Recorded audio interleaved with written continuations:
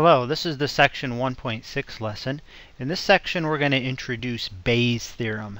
Bayes' theorem is one of the few things in life that's easier to do than to say. It's very complicated to describe the actual statement of the theorem, so we're not even going to try to describe it here in this lesson. We're just going to illustrate how we can use Bayes' theorems to calculate certain types of conditional probabilities. Now, Bayes' theorems apply to conditional probabilities where our sample space is divided up into what we call a partition. So let's define a partition first. So it says let S be the sample space of a random experiment, and let A1 and A2 be two events such that these two conditions are true. Number one, A1 union A2 equals the sample space. And so that means that the two events add up to create the whole sample space. And then second, A1 intersect A2 equals the empty set, meaning they're disjoint or they don't overlap. Okay?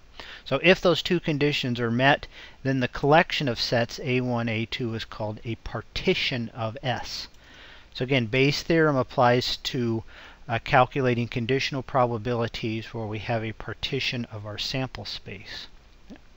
So to illustrate Bayes' theorem, let's look at this example. Medical tests for the presence of drugs are not perfect. They often give false positives, where the test indicates the presence of the drug in a person who has not used the drug, and false negatives, where the test does not indicate the presence of the drug in a person who has actually used the drug. Okay. So the point here is that these tests aren't perfect. And this applies to not only tests for drugs, but tests for diseases. They often give these false positives and false negatives. Now we're going to look at one specific marijuana drug test that gives 13.5% of false positives. So that means that, and in people who have never used the drug, 13.5% of them are going to get positive results. This drug test also gives 2.5% false negatives. So that means that in people who have used the drug, 2.5% of them are going to get negative results. And we're going to further suppose that in the general population, 0.5% of people actually use marijuana. If a randomly selected person from this population tests positive, find the conditional probability that the person actually used marijuana. So we're going to randomly select a person, give them the test. We're going to say if that test comes back positive, what's the probability that they have actually used marijuana? Now we would like to think that that probability is going to be 1 or 100%, but tests aren't perfect, and so it's not going to be anywhere close to 100%, as we'll see here in a bit. Okay. So first of all, let's define some notation. Let's let U equal the event that the person has used marijuana.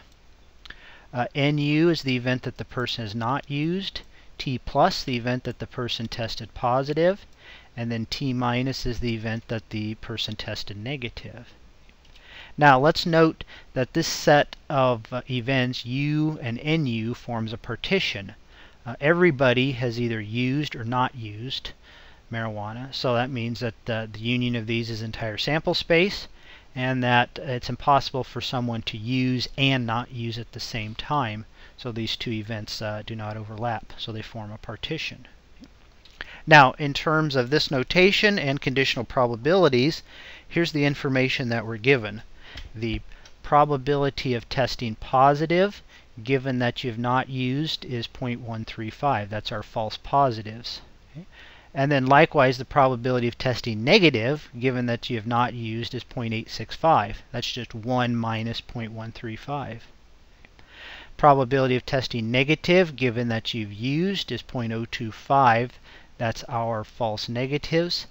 And then likewise, the probability of testing positive, given that you've used, is 0.975. That's just the 1 minus this probability over here. Okay. So these right here would be our true positives. These would be our true negatives. These are our false negatives, and these are our false positives. So that's a lot of information. So the first step in using Bayes' theorem is to organize the information into what we call a tree diagram. Okay. And so we got here some nodes and some branches. So this node over here represents a randomly selected person. Okay. This node up here represents the event that that person has used marijuana, and this node down here represents the event that this person has not used marijuana. Okay? And so there's a 0.005 probability of going down this branch and a 0.995 probability of going down this branch. Okay? Now, this node up here represents a person who has not used and tested positive. Likewise, this node represents the event that this person who has not used tested negative. Okay? Now, our information says that there's a probability of 0.975 going down this branch and a probability of 0.025 going down this branch. Again, these are our false negatives. This node over here represents the event that the person has not used and tested positive. This node represents the event that the person has not used and tested negative.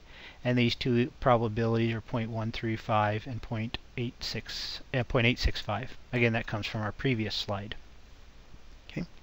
Now, we want to know the conditional probability that the person has used given that they have tested positive. Now, by our definition of conditional probability, that's the probability of the intersection divided by the probability that the person has tested positive. Okay? So if we look at our tree diagram and take our numerator, for instance, we want to know the probability of using and testing positive. So that's the probability of going down this branch and this branch. Well, the probability of that happening is this probability, 0.005, times this probability of 0.975. Now, in the denominator, we need the probability that a person has tested positive. Well, there's two ways that that could happen. We could get a person up here or a person down here. So we know the probability of going along this set of branches or the probability of going along this set of branches. So we need to take this probability times this probability and then plus this probability times this probability. And put it all together. Probability of used, given that they've tested positive, is this number times this number divided by this number times this number plus this number times this number here. And so that's all the arithmetic involved there. We punch that into our calculator and we get our answer of 0.035. Okay? So that's a very, very small probability. We'd like to think that this probability should be 1, but it's not anywhere close to 1. So just because a person gets a positive drug test doesn't mean that that person necessarily has used marijuana. There's still more testing that needs to be done. Alright, now just for the fun of it, let's calculate another probability here. Let's calculate the probability of not using given that the person has tested negative. So they get a negative result. We want to know the probability that the person has not used. Okay. Well, by the same basic argument as in the previous one, we need to take the probability of not using times the probability of testing negative. So 0.995 times 0.865 divided by the probability of testing negative. So that means we need to go along this set of branches here or along this set of branches here. So 0.005 times 0.025 plus 0.995 times 0.865. We do that arithmetic and it comes out to be nearly 1. So if a person tests negative, we can be very, very confident that that person has not used marijuana.